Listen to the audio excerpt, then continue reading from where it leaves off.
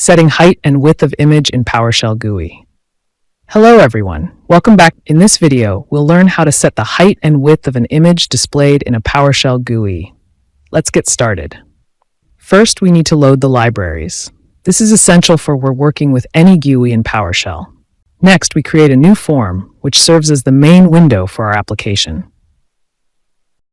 Now we need a PictureBox. This is where our image will be displayed.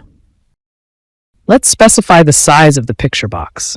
In our case, we'll set the width to 300 pixels and the height to 200 pixels. Next, we need to set the path for our image. Ensure your image file, named image.jpg, is in the same folder as your script. We want the image to resize appropriately within the PictureBox, so we set the size mode to zoom.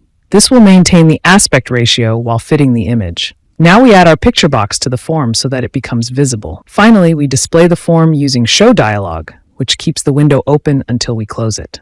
Now, let's run the code to see our image displayed with the specified height and width. And that's it. Now you know how to set the height and width of an image in a PowerShell GUI. Feel free to try different sizes and images, and leave any questions in the comments below. Until next time, happy scripting.